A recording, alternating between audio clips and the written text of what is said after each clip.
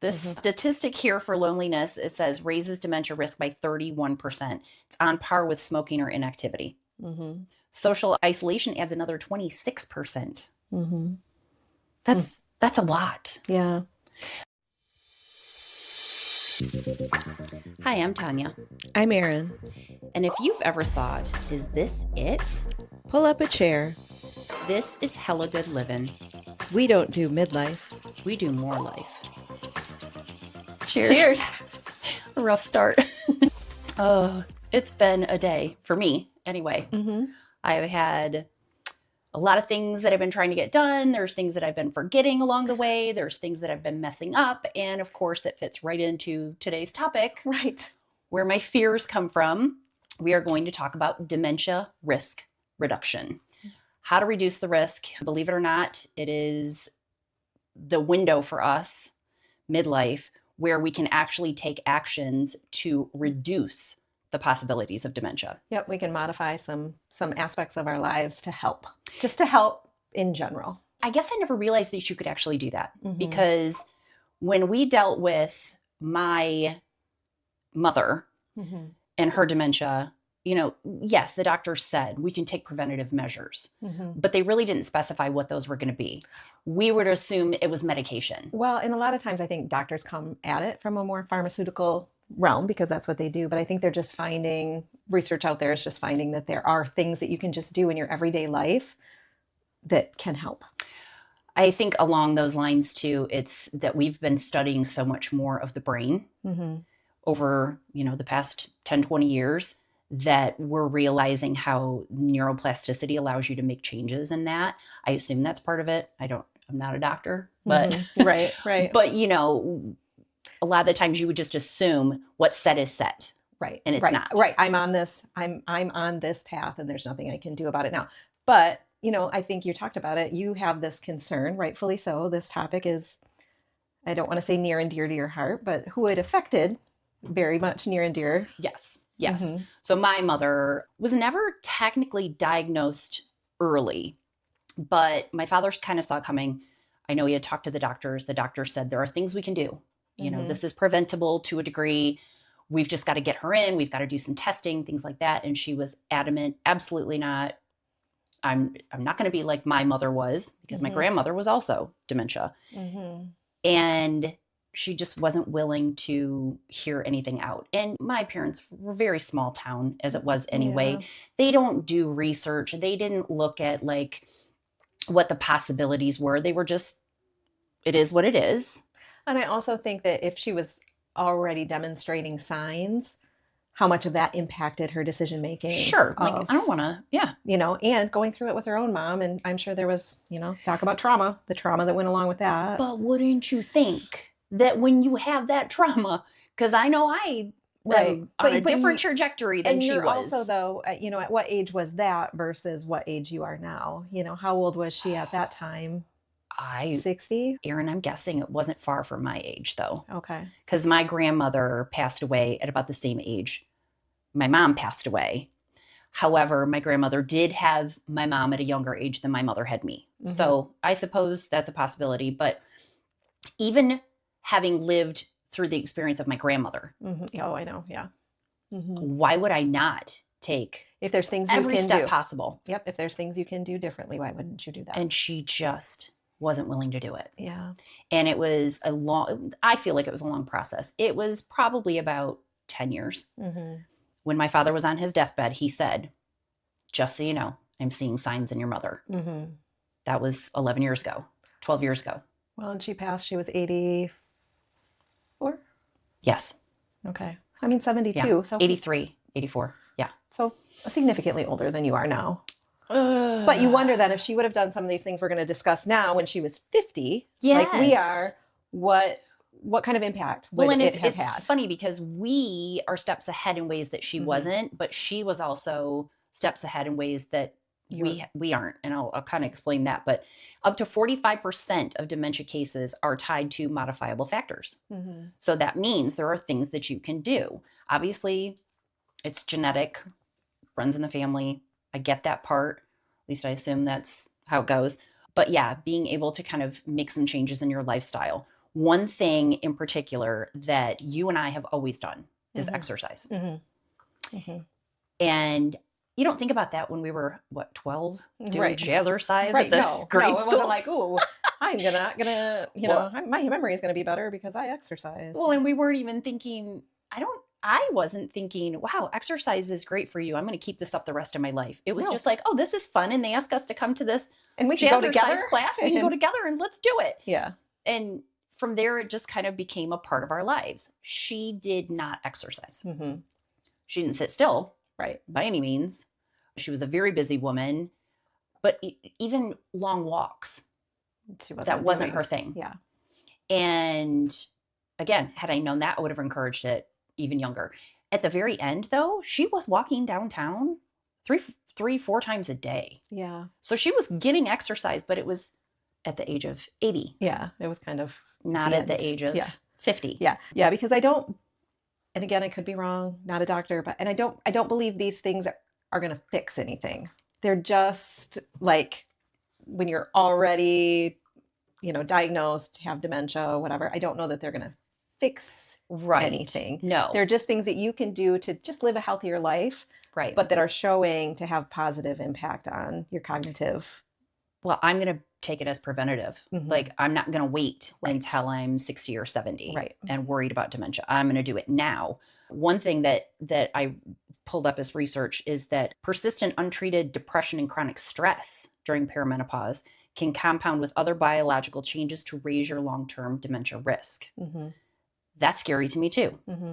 Yeah, something about the cortisol or something, it sounds like. How long have I been in stress mode? Mm-hmm. How long have women in general? Yeah. I mean, some handle it better than others, but like depression, anxiety, I've been medicated for those. I've tried to combat those. I'm definitely trying to be more mindful and things like that so that cortisol doesn't pump through my system. But yeah.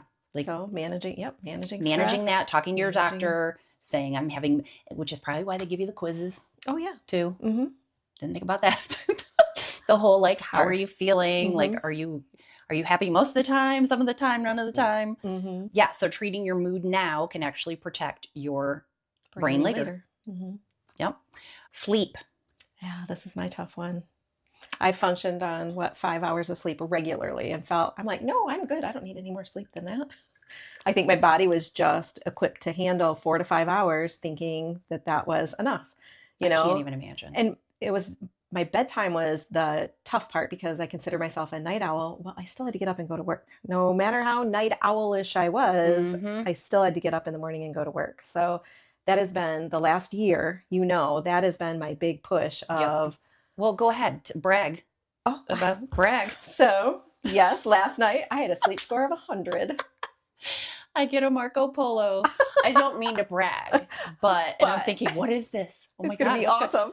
My sleep score is 100. I was like, okay. That tells our age. Yes. Right there. Things have changed. Seriously, I was there. It's like you got to bed on time. You had very few interruptions. Like you got enough sleep. I was like, yep. Yay me. Yay me.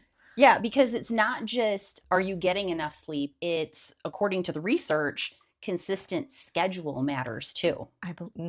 Because what happens is that the deep sleep actually clears wastes and toxins from your brain. Mm-hmm. God, when did I hear about that? I heard about that years ago from, what was his name? Oh my gosh, I'm not going to remember. But anyway, I was like, oh, I did not realize that. Like, it literally drains toxins and waste out of your brain. And again, I don't know how accurate this is, but it's like, I get every bit helps. I get under an hour of deep sleep every night per this. And again, no idea what that is, but I'm always like, it doesn't feel like enough. How do I get more deep?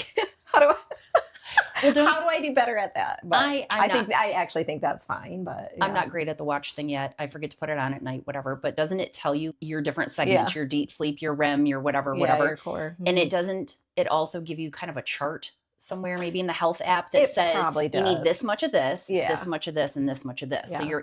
So you obviously got whatever that was last night. And I think that's kind of like average is, 45 minutes to an hour, but I'm thinking that's such an important piece. It feels like it should be more. Yeah.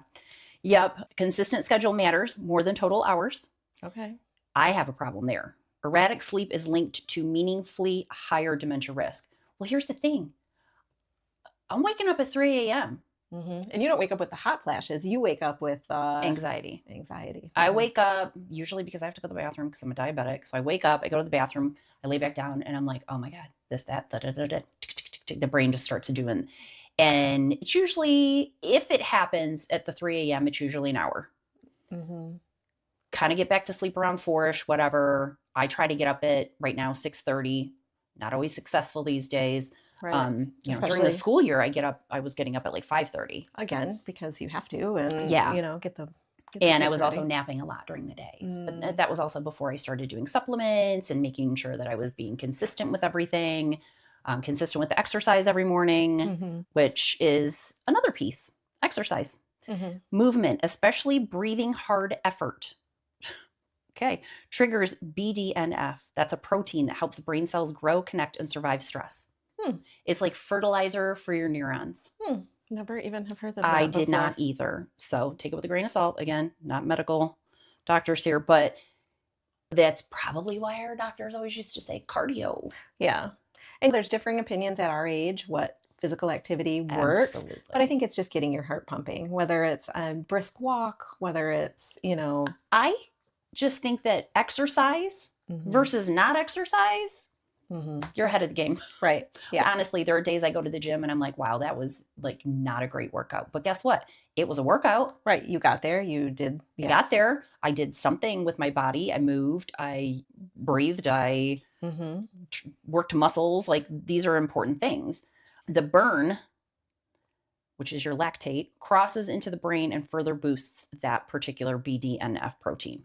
So yeah, higher intensity intervals mean may beat slow, steady cardio, things like that are a brain benefit. Yeah. Yeah. And we both strength train. So I think, you look at that. Well, I think that has to come with the age too, because of the muscle mass and the bone and everything. It's just a shit show. It is a lot. It is a freaking shit show. Check. Oh shit, missed that one. Missed that one that day. Missed that one that day. All right. Did I get enough protein though? No, I didn't even count my protein. Did I get enough fiber? I don't even look at fat and calories anymore. I know. Isn't that crazy? It's like, no, did I get protein? Did I get fiber? That's what I care about at this point. Well, and of course I have to look at the carbs because I have to count those for insulin. But yeah, it's a whole different, it is like a whole different shift from what we were at even at 45. Oh yeah. To what we are as soon as 50 hit. Well, you know me, total aside, but my gut issues are out of control at times. However, if I stay consistent with my fiber, I've found I'm good to go. And it's like crazy. Well, and we also know alcohol. Yeah. Like there's so many things now that affect us. We're just women, when we are coming into this chapter of our lives, our bodies are just more sensitive. Yeah. They are, because they're going through such insane changes. Hormonal changes. Yeah. So that's why in this particular window, they say is the best time to start taking on these, what did we call them? Modifiable actions. Yes. Things that are not only going to help you with dementia risk, but just make you feel better. Right. In general. There are days where if I don't do all the things, I'm like, I feel like shit. Yeah. Oh yeah. I can't do it anymore. I'm not 30. Yeah. I'm actually 40. I'm actually better off basically sticking to the same schedule every day, no matter if it's Saturday, Sunday, get up, get my workout in, eat the same stuff. See, I mess up on the weekends and it always makes the Monday harder. Yeah. And that whole, we're talking about, the gym specifically, that never miss Monday. But I think that's why, because coming off a weekend, it's like, oh man, then you miss Monday and then it's harder to get there Tuesday. It's 100% true. Yeah. It's 100% true. Because I have missed plenty of Mondays this summer. And it makes Tuesday that much harder. Yeah. And then it's like, oh God, I went 3 whole days without exercising. That's the other rule that I believe in, that I've tried to follow, is don't miss more than 2 days of any, even if you can't get to the gym, let's say you're on vacation or whatever, after 2 days of missing any type of activity, go for a walk. Yeah. Yeah. Just hit the gym. I don't know. Move your body. Smoking. Okay. Is another big risk. Luckily, we don't have that issue. Right. But I know there are a lot of people that have a really hard time with that. I don't see as much of that anymore, though, like we did when we were young. Yeah, it doesn't seem like it.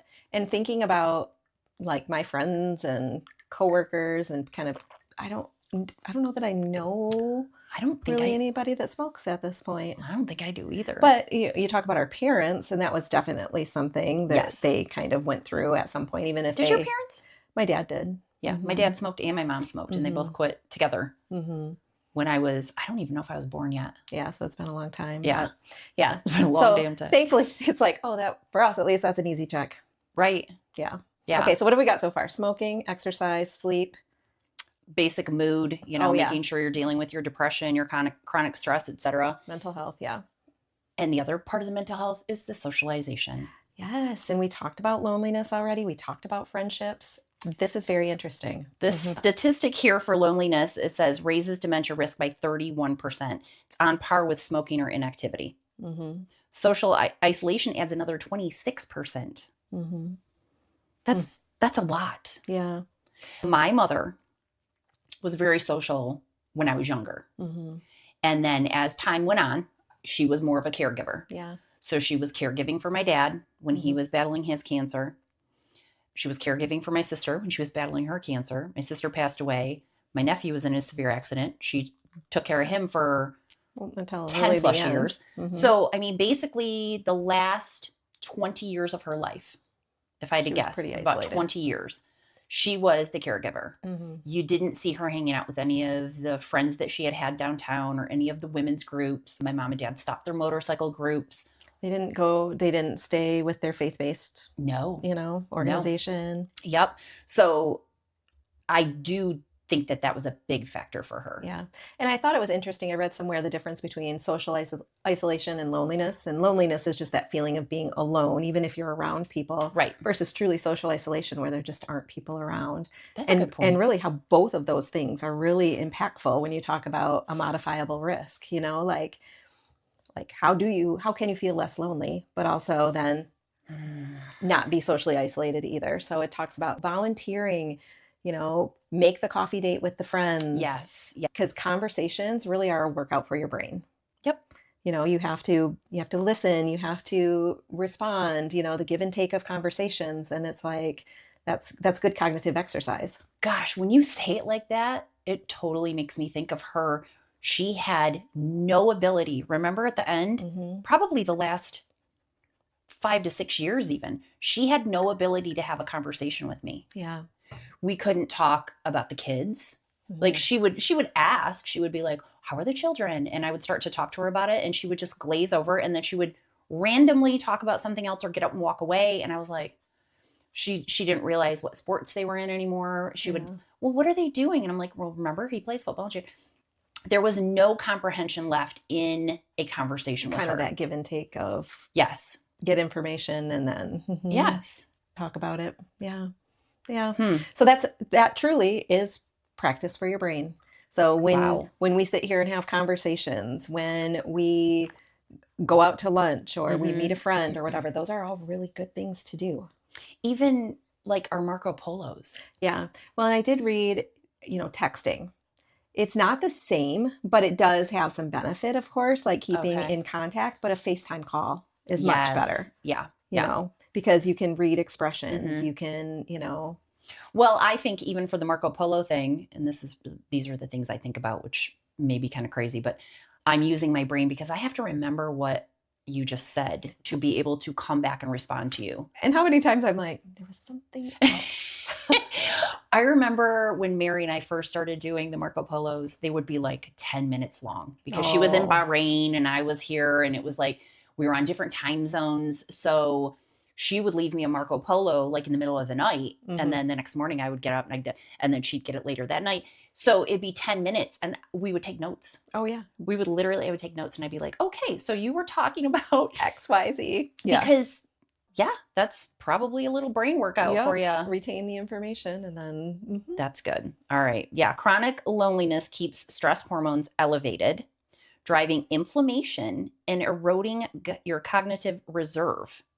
So, and I had read this somewhere once. It basically is like, your brain is, what do they say when your arteries are like hardening? Your brain does the same thing. And if you're not getting rid of the toxins and you're not, getting the sleep and all of these other things, your brain basically starts to corrode. Yeah. Which is crazy. I mean, I get it. Casual socializing isn't enough. So just like you said, it's better to have something that's like a reoccurring, structured event. Yeah. A group that you meet with consistently, a person that you go to lunch with every Wednesday, a book club that you're reading the book and then you're going and having a conversation and a discussion about it, versus just I remember her best friend would text me and say, I have called your mom like 4 times and been like, I want to take you to lunch. I want to take you to coffee. And my mom would be like, oh, I'm really busy. Like I'm busy or I can't do that. And I said to her at one point, set something up that where because that was the other part of it was she liked her routine. Set something up where it's part of the routine. Unfortunately, she couldn't. She constantly traveled. Yeah. It was one of those types of situations. But consistency in that way too, I think might even help with the routine side of it as you're getting older to kind of mediate this and nip it in the bud. I don't know. Yeah. I don't know, but I'm going to try every damn thing. Right. Definitely. Well, and we just know, it's just good for us to be out and be social and to maintain relationships, have friends. Yes. I'm not good being, sometimes people say, well, an introvert doesn't like to be out around people. That's not necessarily true either. Right. Introverts just get their energy drained quicker. Right. But I've had a lot of friends that are introverts and they're like, it's hard for me after a while, but I know I need to do it. Yeah. Like I'm probably an extroverted introvert. I don't have a problem in social situations. Sometimes I know my own energy level. Yeah. And sometimes I don't have the energy for a social situation or I get tapped out pretty quickly and I'm like, okay, I'm good. Can you be an extrovert at a young age and then slowly become an introvert? Because that's where and it's not even so much I don't want to go out and hang out. It's like after 9 p.m. Well, yeah, no, I think that's just stupid that's just trying to maintain your schedule.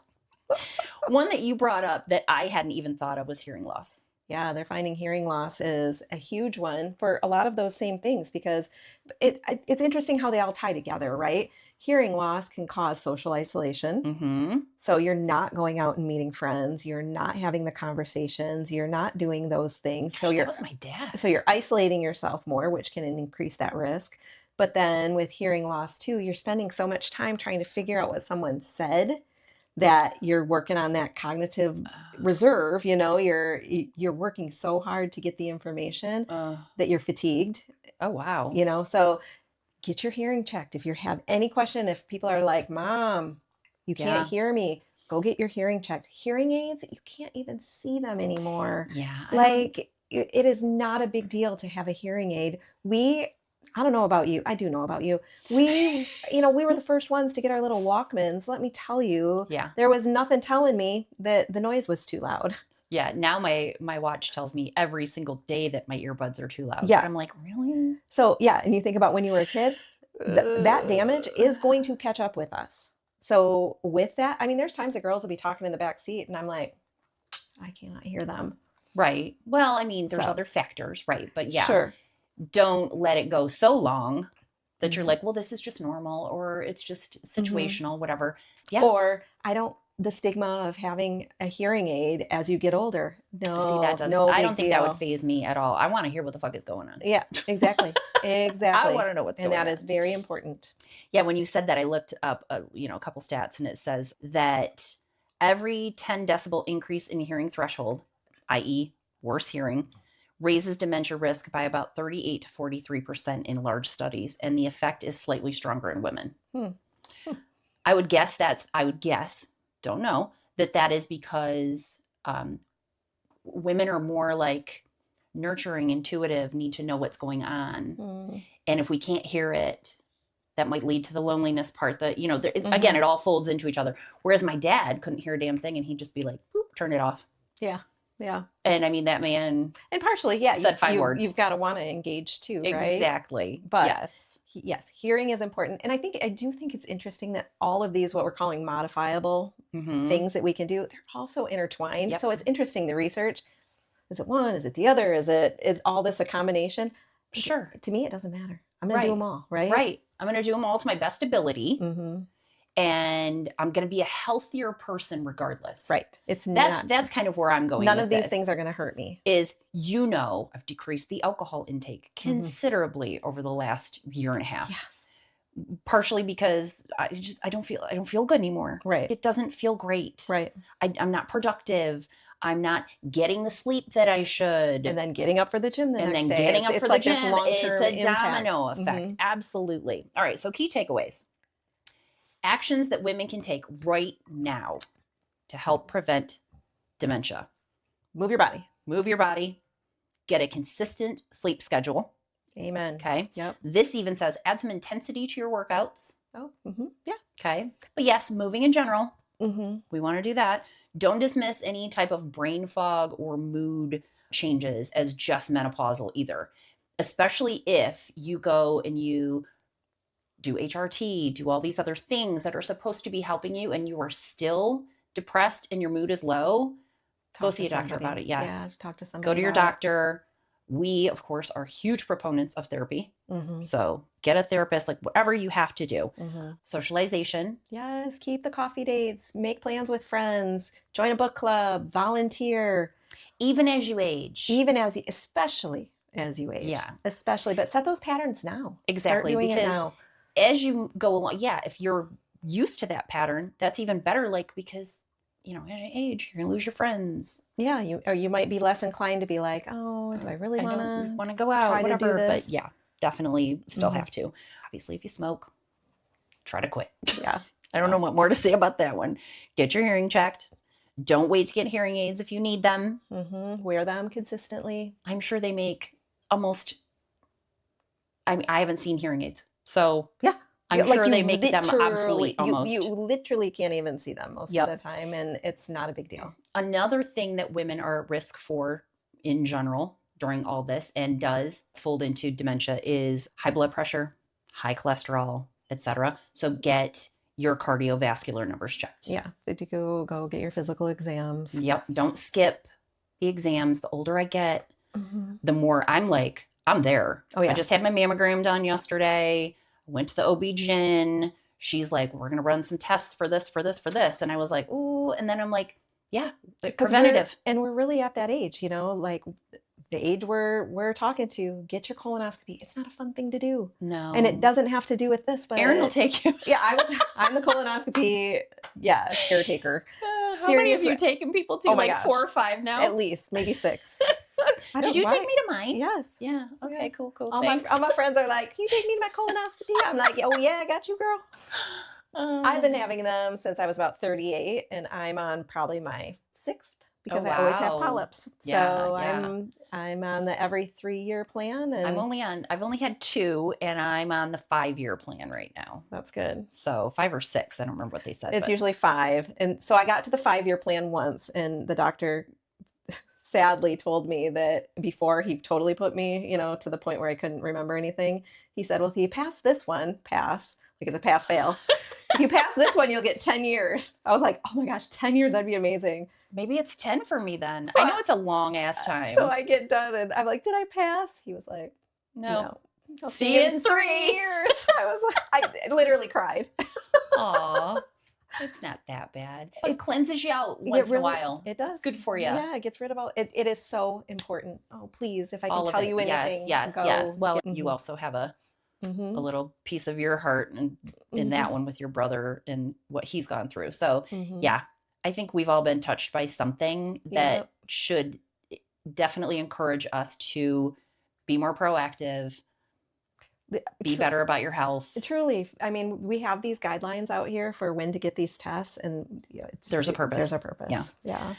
Okay. Well, I'm going to do my damn best. I know that. I know. And I got too much to do. Yeah. I got too much to do to not think that I literally have 50 more years. Yeah. And I'm sure this topic will come up again because there's so many facets of how you've had to care for your mom with dementia. But same. I'm right there with you. Anything I can do preventatively, I'm there. All right. Awesome. Cheers. Well, cheers to that. Thanks for joining us for another episode of Hella Good Livin'. If you're nodding along or texting this to a friend, Make sure you're following us at Hella Good Livin' on TikTok and Instagram. And find all the good stuff at hellagoodlivin.com. We don't do midlife. We do more life.